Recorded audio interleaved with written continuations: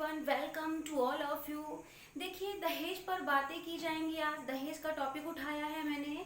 तो दहेज क्या होता है? नॉर्मली दहेज का मीन्स ये होता है कि कन्या पक्ष द्वारा वर पक्ष को दिया जाने वाला उपहार, या फिर ये डिमांडिंग भी हो सकता है। ठीक है, तो दहेज क्या होता है, दहेज प्रताड़ना क्या होता है। डाउरी प्रोहिबिशंस एक्ट 1961 ठीक है आया हुआ है, जिसे दहेज प्रतिबंध अधिनियम 1961 कहा गया है। और 1 जुलाई 1961 से लगभग ये पूरे भारत में लागू हो गया है। जम्मू कश्मीर को छोड़कर समस्त भारत में ये कानून, ये अधिनियम लागू कर दिया गया है। ठीक है, टोटल ओवरऑल इसमें 10 सेक्शंस होते हैं। दहेज प्रतिबंध अधिनियम में 10 सेक्शन है, 10 धाराएं बताई गई हैं।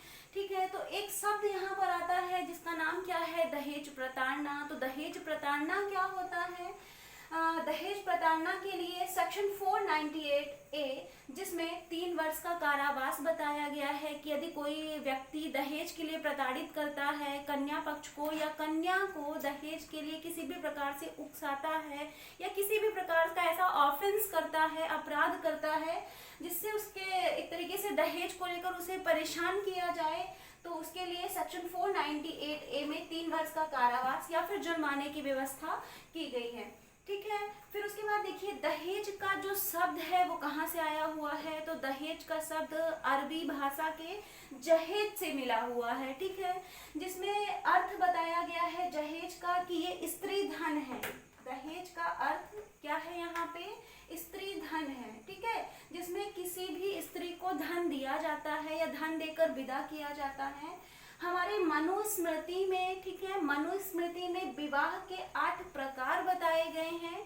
तो उन 8 प्रकार को भी हम थोड़ा सा यहाँ पर देख लेते हैं। पहला विवाह बताया गया है ब्रह्म विवाह।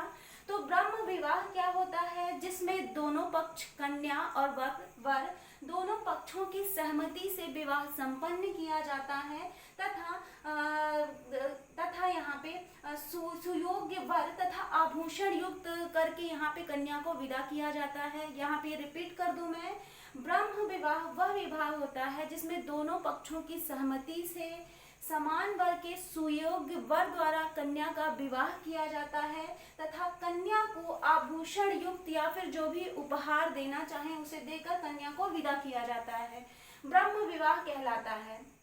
दैव विवाह, तो दैव विवाह किसी प्रकार का सामाजिक अनुष्ठान या धार्मिक अनुष्ठान के मूल्य में कन्या को ही दान कर देना। ठीक है, धार्मिक अनुष्ठान के मूल्य में कन्या को दान कर देने वाला विवाह क्या कहलाता है? दैव विवाह कहलाता है।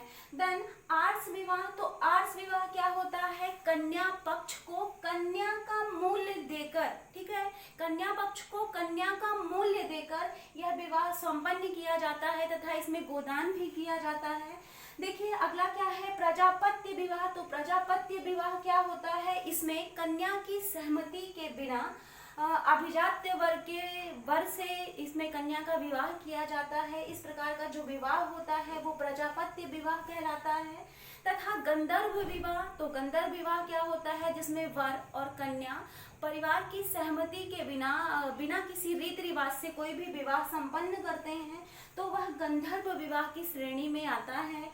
देखिए, उसके बाद असुर विवाह लिखा हुआ है। तो असुर विवाह का मतलब क्या होता है? इसमें कन्या को खरीद कर, ठीक है, इसमें कन्या को खरीदा जाता है तथा विवाह किया जाता है। इस प्रकार का जो विवाह होता है जिसमें कन्या को खरीद लिया जाता है, तो ये असुर विवाह की श्रेणी में शामिल हो जाता है। उसके बाद देखिए, राक्षस विवाह। तो राक्षस विवाह क्या होता है? राक्षस विवाह बलपूर्वक किसी भी कन्या का अपहरण कर लेना तथा उससे बलपूर्वक विवाह करना। ठीक है, जबरदस्ती विवाह करना। आप जबरदस्ती विवाह कर रहे हो तो ये किस प्रकार की विवाह की श्रेणी में आता है? राक्षस विवाह। देखिए, सबसे लास्ट विवाह क्या बता रहा है? पैशाच विवाह। तो पैशाच विवाह में किसी भी कन्या की मदहोशी तथा उसकी मानसिक दुर्बलता या फिर गहन निद्रा का लाभ उठाकर उससे शारीरिक संबंध बनाना और उसके बाद उससे विवाह करना, इस प्रकार की विवाह में शामिल किया जाता है। ठीक है। तो ओवरऑल ये जो मनुस्मृति में 8 प्रकार के विवाह बताए गए हैं, तो इसमें सर्वश्रेष्ठ विवाह यहाँ पे ब्रह्म विवाह बताया गया है, क्योंकि इसमें दोनों पक्षों की सहमति द्वारा कन्या को सुयोग्य वर द्वारा विवाह किया जाता है, और कन्या को आभूषण युक्त जितना जिसका हो सके उसे यहाँ पे विवाह आभूषण युक्त करके विदा किया जाता है। देखिए यहाँ पे जो दहेज के लिए एक प्रकार से जो यहाँ पे बताया गया है, यहाँ पे ये अधिनियम आया हुआ है, दहेज प्रतिबंध अधिनियम 1961। इसमें 10 धाराएं हैं, 10 सेक्शंस हैं। यहाँ पे 10 सेक्शंस के बारे में मैंने बता दिया है। तो पहला सेक्शन, पहली धारा हमें क्या बताती है? इस पहली धारा में हमें पता चलता है कि दहेज से संबंधित जो भी संक्षिप्त नाम होगा, विस्तार होगा तथा उसका प्रारंभ, ये हमें धारा 1, ठीक है, सेक्शन 1 धारा 1 में हमें पता चलता है, तथा धारा 2 में इसकी परिभाषा बताई गई है। दहेज की परिभाषा सेक्शन 2 में बताई गई है।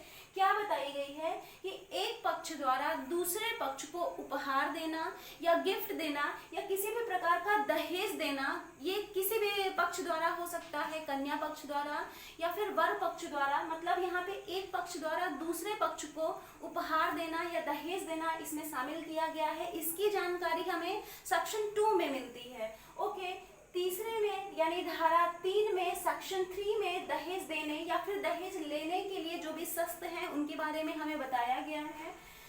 सेक्शन 4 में दहेज को मांगने के लिए जो भी प्रावधान है या फिर जो भी उससे संबंधित सशक्तिकरण है उसके बारे में बताया गया है। और 4A में विज्ञापन को लेकर पाबंदी बता दी गई है कि दहेज से संबंधित किसी भी प्रकार का कोई विज्ञापन नहीं किया जाएगा। ऐसा पुराने समय पर होता था कि जो भी हमारी कन्या से विवाह करेगा, राजा महाराजा के जमाने में, कि हम उसे इतना राज्य दे देंगे, इतने सरफियों से उसे युक्त किया जाएगा, या फिर विभिन्न प्रकार के उपहार को यानी विज्ञापन किया जाता था कि जो भी सुयोग वर होगा, जो भी अच्छा राजा होगा, या फिर किसी भी प्रकार की कंडीशंस बता दी जाती थी और विज्ञापन किया जाता था। तो सेक्शन 4A में इसको समाप्त कर दिया गया है, इस पर पाबंदी लगा दी गई है।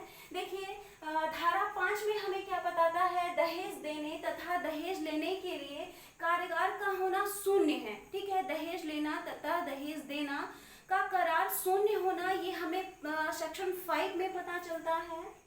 सेक्शन 6, ठीक है, धारा 6 में हमें पता चलता है कि दहेज का पत्नी अथवा उसके वारिस के लिए फायदेमंद होना, ये हमें पता चलता है सेक्शन 6 में। और सेक्शन 7 में देखिए क्या पता चलता है? अपराधों का संज्ञान होना, तथा धारा 8 में अपराध का कुछ प्रयोजन के लिए होना जमानती तथा असमनीय होना, इस बात की जानकारी हमें कहाँ से पता चलती है? सेक्शन 8, ठीक है। तो सेक्शन 8A में क्या पता चलता है? कुछ मामलों में सबूत का भार। सेक्शन 8 हमें बताता है कि कुछ ऐसे भी मामले होते हैं जो सबूत के भार से संबंधित होते हैं, तो इस बात की जानकारी हमें कहाँ से मिलती है? तो 8A से मिलती है। ओके, देन 8B में हमें पता चलता है कि दहेज प्रतिषेध अधिकारियों के बारे में जो भी प्रावधान किया गया है वो सेक्शन 8B में हमें पता चलता है। धारा 9 में दहेज से संबंधित नियम बनाने के लिए सशक्तिकरण किया गया है, या फिर यहाँ पे इस बात का प्रावधान किया गया है कि दहेज से संबंधित जो भी नियम बनाए जाएंगे वो धारा 9 में बनाए जाएंगे। सबसे लास्ट धारा यानी सेक्शन 10 में हमें क्या पता चलता है कि दहेज से संबंधित राज्य सरकार के नियम बनाने की शक्ति अथवा प्रावधान के बारे में हमें ओवरऑल जानकारी मिलती है। तो ये रही दहेज से संबंधित जो कुछ इंपॉर्टेंट बातें हैं। तो कुल मिलाकर मैं ये कहना चाहूंगी कि दहेज लेना और दहेज देना, या फिर दहेज के लिए किसी भी स्त्री, महिला या कन्या पक्ष को एक तरीके से परेशान करना या फिर उन्हें जबरदस्ती जबरन तरीके से कार्य करवाना, ये बहुत ही गलत बात होती है। हम कितना भी मॉडर्नाइजेशन में आ जाएं, कितना भी एक तरीके से अपने आप को कहें कि हम आज की पीढ़ी है, हम 21वीं सेंचुरी 21वीं शताब्दी के हैं, लेकिन बात जब अपने ऊपर आती है ना, तो ये दहेज आज भी मांगा जाता है। न केवल एक तरीके से अनएजुकेटेड पीपल्स द्वारा, पढ़े लिखे एकदम एजुकेटेड पीपल्स द्वारा भी दहेज की डिमांड की जाती है, जो कि फुली रॉन्ग है। आई होप दहेज समाप्त हो जाए। चलिए मिलते हैं नेक्स्ट वीडियो में।